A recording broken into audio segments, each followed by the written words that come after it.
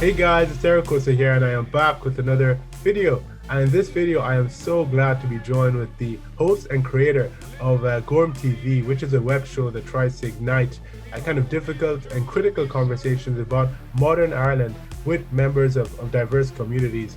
Mamobo Ogoro. Hi, everyone. That was a great intro. Thanks, Eric. So in this conversation, Mo, we're going to be talking about racial colorblindness. And we actually had a conversation about this on one of the episodes of Gorm TV. And it was a very fruitful conversation. I'm going to link it in the bio, in my description, sorry, for anyone who wants to access it. And colorblindness, I think, Momo, just before I ask you the first question, I'm going to dichotomize colorblindness. On the one hand, I think when people think of colorblindness, they think of that person who says, I don't see color, anytime you try to kickstart meaningful discussions about race or racism, in a nearly cop-out way to kind of evade the responsibility of talking about racism, which is the pertinent issue that we should talk about.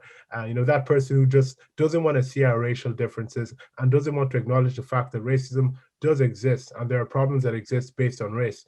But then on the other hand, there's a more figurative, philosophical definition of colorblindness, which has been espoused by the likes of Mahatma Gandhi, Nelson Mandela, and the civil rights leaders of the 60s like Martin Luther King and Bayard Rustin. And this advocates for a society in which we treat to one another whilst acknowledging our humanity and disregarding our racial difference. And I think this figurative model is far more progressive.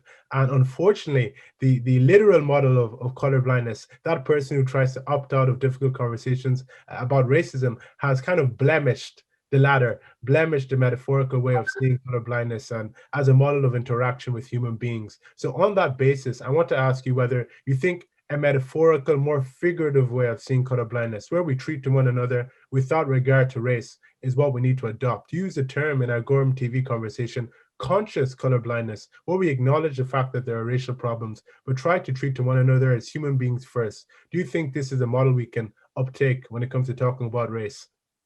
Yeah, I think that model, that was a really great explanation that you did there in terms of color blindness. And I think the model of I like to coin it as conscious color blindness, but I know that can be very problematic because people are kind of fixating on the term, on their understanding of what, like the first example of color blindness that you were saying. But I think adopting an idea or a world where it's going to be really difficult, first of all, but adopting a world where we can see each other's differences, acknowledge those differences, be grateful for those differences, have those differences as a part of who we are, and then at the same time, you not using those differences as a barrier between us.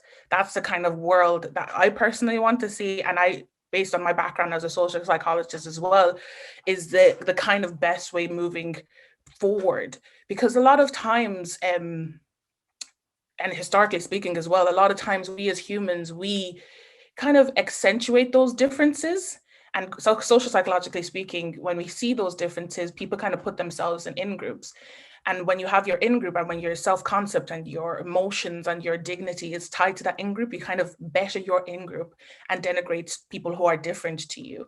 And when those differences are prominent, such as your skin tone, um, it can create a world in which we see there's racism and stuff, that things exist.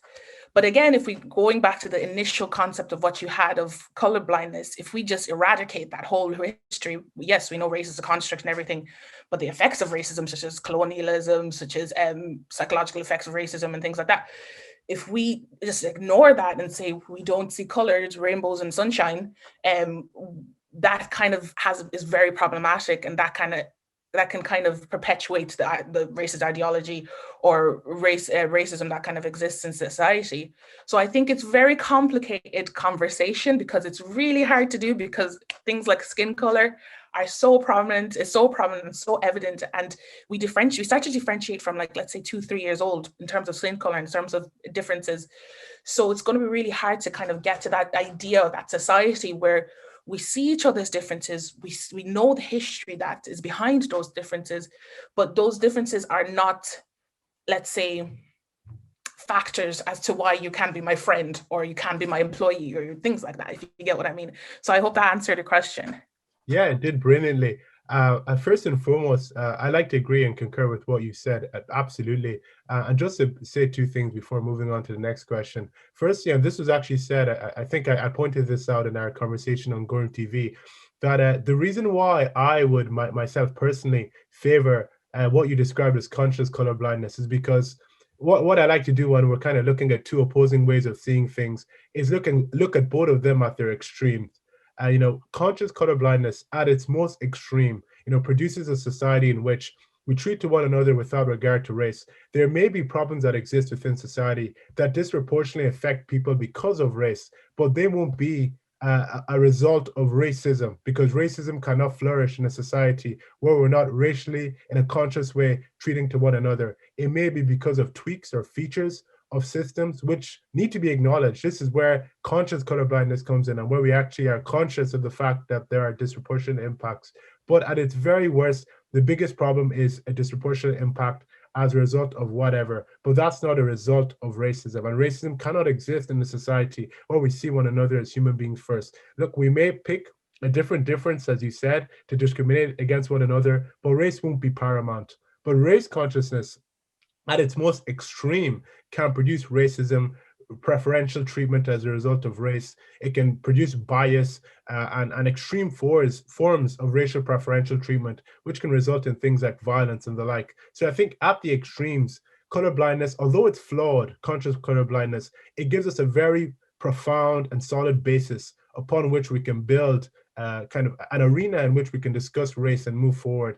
And secondly, you mentioned children, and you noted the fact that children from the age of 3 start to notice difference. But something that is quite interesting is, the way children perceive differences. I probably can only speak for myself. When I was younger, I had diverse friends, and it was almost like, when I was younger, I had different friends, and although I could acknowledge their differences, that didn't bother me. I played football with them. I played Jenga with them. I did whatever I wanted with them as friends. And it's almost like society conditioned me into seeing them in different ways just because of the differences that they have, that they so happen to be born with. And it seems like right now in society, we're aspiring to get back to where we were as children, where we could just treat to one another and love one another, irregardless of racial differences. So it's almost like we are where we want when we're born. We're conditioned to be away from that point, and we aspire to get back to that point. And many of us don't get back to that point before we leave. So I think that's a very interesting paradox.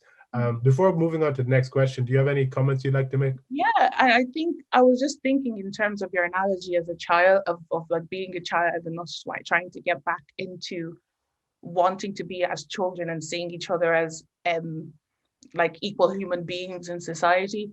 But I think one thing to note, because humans are so multifaceted and culture is a huge part of it, culture and ethnicity, as children, we're not as aware of that culture and that ethnicity. And obviously, culture is a social construct as well. So it's taught. So, and it's not, I'm not saying it's bad, it's good. Culture is an amazing thing. But those kind of things feed into our idea and that sense of, let's say, history as well, race and ethnicity and differences between groups. But I think maybe this is even going back to like the flawed nature of color blindness. It just wants to regard everyone as the same, which we are. Yes, we are on a human level, we are the same, but we are different as well. And I think those differences need to be really celebrated, particularly when there are, let's say, minority communities and things like that. Fun fact, I'm just going to go into a study. There's a study because there's a huge debate around diversity in the social psychology space. So in social psychology, what we do is we study human behavior in social groups. So there's a huge lot of debate in terms of color blindness and in terms of multicultural. Those are the two main areas in diversity when we're talking about race and all those kind of things. So there's a study where the researchers, they actually went into corporate spaces and they gave surveys. This is a US study, obviously. So they gave surveys to the white colleagues in the corporate space, in the workspace. And the surveys were about either a colorblind society where everyone is regarded as the same at a human level and all that things, and a multicultural society where those differences are highlighted, celebrated, and in effect used to bring people together as well. And then they went to the minority group members in the workplace. And then they asked them if they felt appreciated, if they felt like they were not being great and they were not being seen for the specific qualities that they have as well. And in that study, they actually found that the white majority workplace people that found colorblindness as the best way moving forward in terms of dealing with a diverse society, they found that the people in the minority groups, they actually felt less appreciated, less seen as cooperative members of their work group, whereas people who were in the sort of multicultural lens, seeing those differences being accentuated and not accentuated, but differences being celebrated and amplified, the minority group members in the workplace felt more seen and more, I forget what the study is specifically, I'll give it to you at the end, but the minority members felt more seen. And it's really complicated, both the sort of colorblindness concept and this sort of, we call it multiculturalism, or some people in sociology, they may call it race consciousness, but we call it multiculturalism.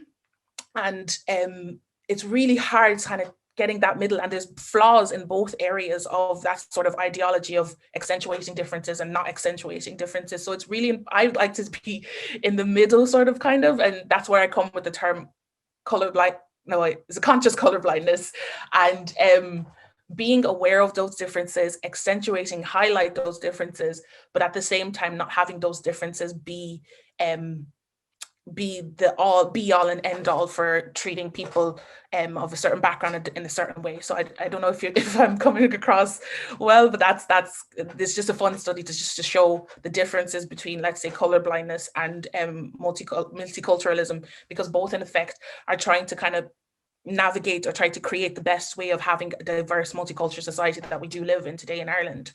Absolutely. I think multiculturalism is something that is to be celebrated. Despite any ideal, I think it's very important for us to recognize one another. And that study is quite profound in the fact that the minorities want to be recognized. They want to be seen for who they are. And those who don't fall into those groups, maybe in good faith, want to adopt a way of thinking that doesn't pay homage to those minorities. So I do think striking the balance is very, very important. But to get to the next point, especially in the context of race, it seems like critical race theory as a theory has grown a lot. And this, of course, informs how a lot of us see race today. Terms like systemic racism, institutional racism, race consciousness itself, it's derived from critical race theory. And I know maybe a few years ago I'd use these terms, but I wouldn't know what the theory is. But now, I know we spoke about white fragility in the past. I'm actually reading it now, and I can see terms that are used in white fragility, which are derived from critical race theory, being used in how we talk about racism today. And they do, white fragility, for example, place an emphasis on race. It really exacerbates race in good faith, of course, because for example, the basic premise is that in America specifically, it's just an inherently racist society. And to be able to combat that, you need to place emphasis on race, excessive emphasis on race. So this may be on one end of the spectrum in how we see things. And I'm not necessarily condemning it or endorsing it, but this is one way to see things. Whereas, it condemns critical race theory and white fragility, for example, universalism and individualism. It sees them as something that kind of ignores the underlying racial issues that exist within society. And it clashes with kind of the traditional civil rights kind of methodology used by the likes of Martin Luther King Jr., Barrett Rustin, who advocated for being able to appreciate people because of the content of the character, not the color of their skin. And I think striking the balance between the two is really, really hard. But do you think if we continue to maybe rely on that white fragility model of seeing race is going to provide a sustainable way to go forward when it comes to conversing about race? Or do you think looking at a conscious colorblind model is far better, one that sees us aspiring to get to a place where we can treat to one another as human beings whilst acknowledging our culture and our differences in a kind of fruitful and positive way? That was, yeah, I think with critical race theory, people often forget that it's a theory. And theories can often be disputed and often be, they can often be disputed and debunked. So I'm not saying that the components of critical race theory are bad, but I'm just saying at the end of the day, it's a theory that we need to challenge, we need to dissect, and we need to explore. But if something that is just being said in the theory is just generally accepted and put into policies and people acting it out, it's not like doing that exploration sort of thing. And it's just making people or generating policies that aren't really critical, if you get what I mean. Obviously, critical race theory is critical, it's in the name, but we need to actually really explore it in a sort of a nuanced sense and engage different perspectives before we, especially because in Ireland, very new to this, before we implement it into a law. And one of my critiques is that Ireland, we're kind of copying and pasting American ideology where their history is completely different to the history that we have here. So I think it's really important to kind of, again, like you were saying, strike a balance between critical race theory and this sort of universalism sort of idea. And in social psychology research as well, the critiques that people have, or they actually showed it with evidence as well, the critiques that they had to this sort of amplifying differences or making workplaces and things like that really like amplifying differences, amplifying diversity, and having all this diversity and inclusion. People often forget that diversity means everybody, and everybody that includes the majority group as well. So in studies, they actually showed that having sort of like these huge incentives, they make majority members feel excluded. And when a group feels excluded, they kind of make them feel, they accentuate those differences. And when those differences are accentuated, it can lead to this sort of us and them dynamic. So, and a lot of times when people think of multiculturalism, they don't think of including the majority group, which effectively leads to divisions in society. And when they think of diversity, it really annoys me in corporate world. They just think of like adding a Black person to the mix, and I'm like, that's not diversity. But oftentimes it sort of leads to that. And again, as well, with having a super race conscious society, it can often lead to sort of tokenization of Black people and putting Black people in boxes just to tick that grace element or diversity element in the thing. So we really need to tackle this kind of issue with sensitivity. And going into critical race theory, we need to understand, like, it's a theory, and we need to kind of untangle it, and we need to look into the nuances that pertain to the Irish demographic before we start to implement it into a law, before we start to implement it into legislation. Of course, there's so much research out there in sort of like the US context, the UK, but this sort of, I know it's leading into some of the things we may talk later, but this sort of thing is sort of new in Ireland. And a lot of people, particularly because of the last year, they have woken up to these sort of conversations that we're having here, but generally they're like looking at everything that's going on in America and then copying and pasting here, but the context is totally different, and we need to kind of understand the racial issues that we have here and kind of create a better, I wouldn't say better, but create one that is ideal for the context that we have here, if you get what I mean. So I hope that answers your question.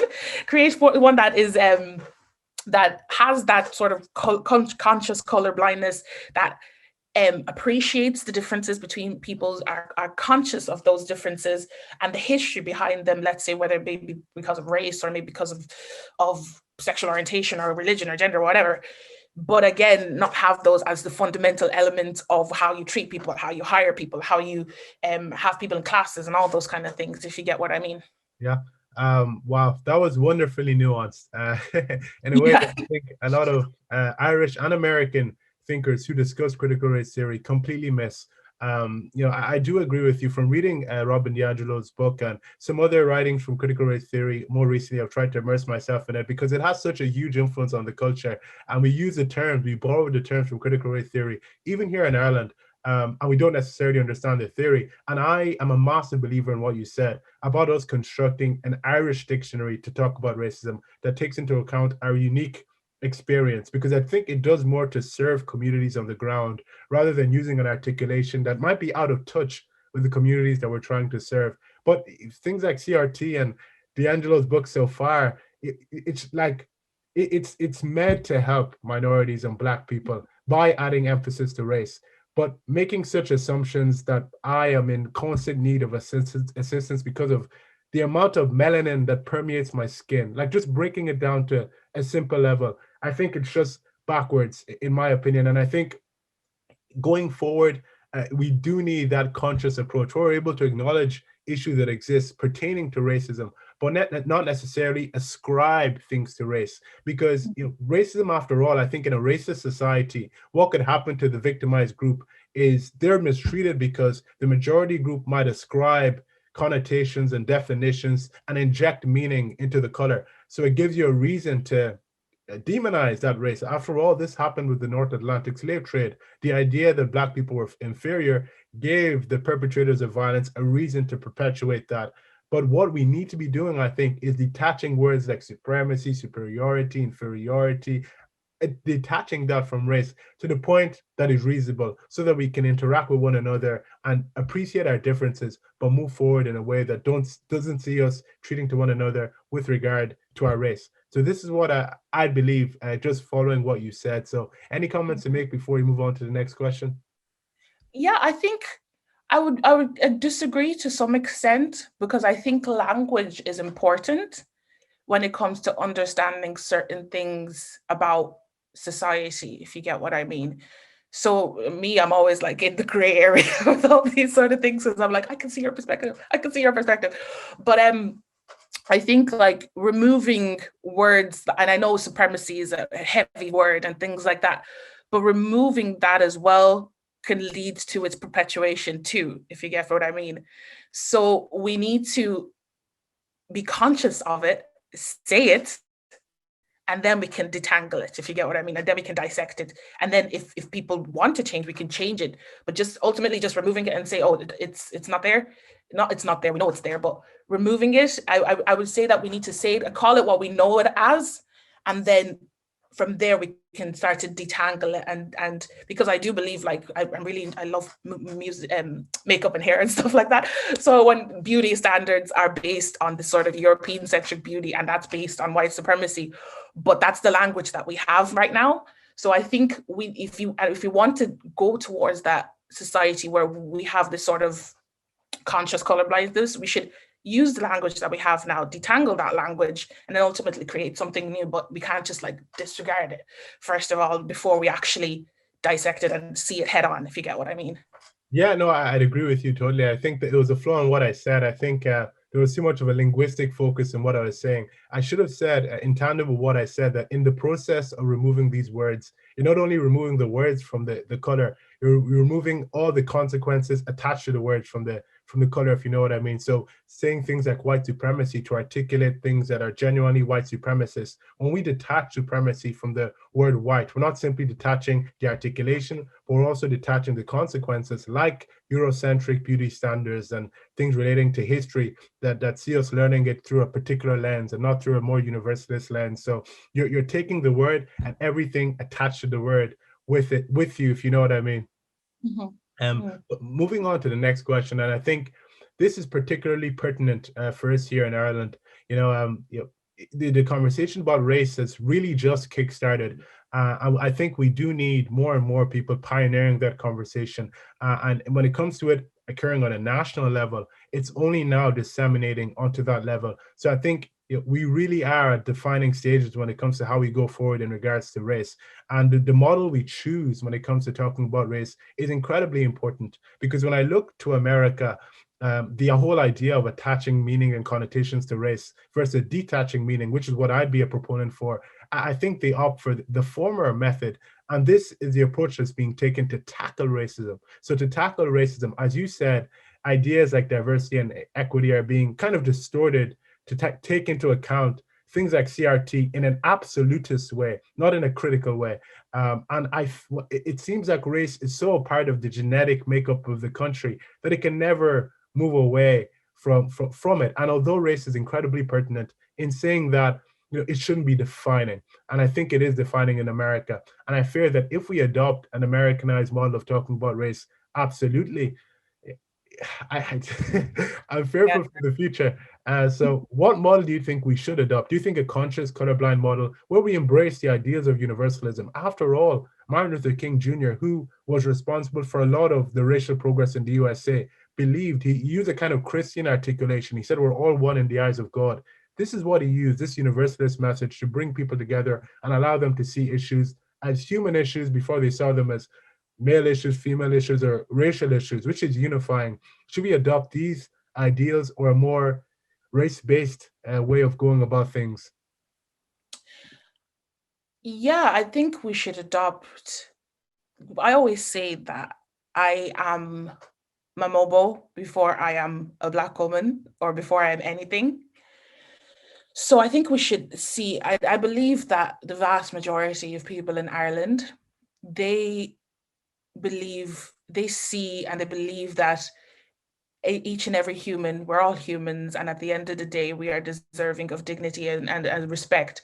But as a result of history, as a result of things that happened, there we have seen these differences between our ethnicities, our cultures, and our races, and all these things that we see with, let's say, immigration and racism, institutional racism, and all that stuff. So I believe that if we see that as like a human, if we see each other at a human level, and see that because I'm a human, I've been treating, and because of the body that I was born into, I've been treated this way. We are ineffectively being conscious of the differences or the race, different races, even though races are construct, the different races that have been prescribed to different people of melanated skin. So I think we should adopt a world where we again, going back to what I've been saying before, we see each other as base level as human beings, but we are conscious of the histories that go behind certain aspects that we had no control over, if you get what I mean. And another concept that is used in like the psychological literature, social psychological literature, is called like universal, I forget what's called, universal multiculturalism. This idea is this idea that we kind of accept each other's differences and have a multicultural society where everyone feels included, not just people in minority with minority status, and have and are aware of those sort of differences and the histories behind those differences, and at the same time having those differences not be the underlying factor as to um why somebody's your friend or something like that. Obviously, those differences are really important to certain workplaces and certain groups of people, because culture is a thing, particularly like, for example, if you're going to social care worker and you are of an African background and you speak a certain language, it's important to have someone to have that has that language and has that culture background, therefore you hire because of that. But in the general sense, it's important to be conscious of those differences, have those differences, accept that we're different. Everyone's human is different, but at a base level, we're human beings that are deserving of dignity and respect. I think if we dial back and go back to that sort of understanding as a society, we can then move forward in becoming that society where, and I do believe in becoming like an anti-racist society where we see each other's differences. We see the injustices that lie between different, because people's understanding of race, we see the injustices that lie based on people's understanding of race, and then fight for that. But if we don't go back to that base level of seeing each other as humans, I think we're just going to stay divided as a society. And again, like you were saying, Ireland is in such a substantial stage, such a crucial stage in terms of how we see race and how we see all these kind of topics that we're discussing today. And we really want to see that because the I forget what it's called, the anti-racist strategy is coming out next month, I believe. So I really want to read that and see how it's going to be framed and how it's going to reflect the society that we do live in. But again, it's a very scary time to see how we're going to move forward in terms of understanding race and diversity, because a part of me feels like it's going in the direction of following the American ideology, with which a lot of times kind of does the exact opposite of what we want to see as a society. So we're really at a crossroads here in Ireland. We can either follow, and a lot of times we do in terms of legislation, is not follow what the UK and the US do, UK generally, but we can actually create something of our own, which is seeing each other as a baseline, as human beings that are deserving of dignity and respect. And because of certain aspects that we may belong to, religion, ethnicity, sexuality, people's understanding and prejudices towards that may cause them to treat us differently. So we need to really create a world in which we understand that baseline first. And then after that, we can tackle those prejudices, because we understand that you're a human, I'm a human, and we need to be treated as such. Yeah, that was a fantastic way to put it, and yeah, I I totally concur with you. I think everything you said is a prescription as to how we should continue. The term racial crossroad is definitely one I use with my friends along when we discuss the road or the stage we're at when it comes to race relations here in Ireland. So I do think we need to, again, as stated previously, construct that ready-made Irish thesaurus for us to be able to articulate the type of racism that exists here, because it's so unique. And another fear I have is the fact that a lot of theories that is being adopted, for example, in America, like CRT, to shape policy, and maybe in England too, they are out of touch with what I like to call ordinary people on the ground. Like I've spoken to, so many. I think yesterday, prior to this video, prior to us making this video, I wanted to talk to my mom about her views on race, and she kind of immersed me in the kind of Black liberationist perspective when I was younger, but now it's slightly different. And I was asking her questions like the one that were naturally posed by Robin DiAngelo to white people. I was saying stuff like, do you think you're oppressed? Do you think because you're Black, it means that the majority society sees you as inferior? And I asked a lot of these questions to what we call aunties and uncles too in the Nigerian community that I called after my mom, and they all answered in the negative, and they didn't necessarily connect to these theories. So I do think whatever way we go forward, it needs to be in touch with minority and majority communities on the ground, so we can move forward in a sustainable way that encompasses them. Because I think sometimes a lot of the people proposing these theories are so well read, they're hyper well read, so intellectual, that they philosophize themselves into a little bubble that is out of touch with those on the ground. And I think it needs to be in touch with the grassroots. That's fundamental. And lastly, race shapes identity to a great extent. Me, myself, I'm the political coordinator of Black and Irish. I recognize that being Black means something and being Irish means something. So that fusing means something else. And being able to recognize that in a conscious way, as you said, is pivotal. But that being said, I do think as an ideal, as a North Star, trying to aspire to get to a place where we can appreciate each other's Irishness here in Ireland whilst celebrating our difference is the goal. So this is the type of, maybe you could call it conscious colorblindness, that I would personally advocate for. Definitely. And I think what you were saying in terms of the academics just being out of touch, that is one of my pet peeves, being in the academic world myself. And that's probably one of the reasons why I created Gorm TV as well, is because I found myself just, again, being in a bubble of academic knowledge. My research involves bicultural identity, understanding, let's say what you were saying, Black and Irish, understanding Afro-Irish identities and multicultural identities. And one thing I was noticing, I was just like, this information is just going to stay at a top level.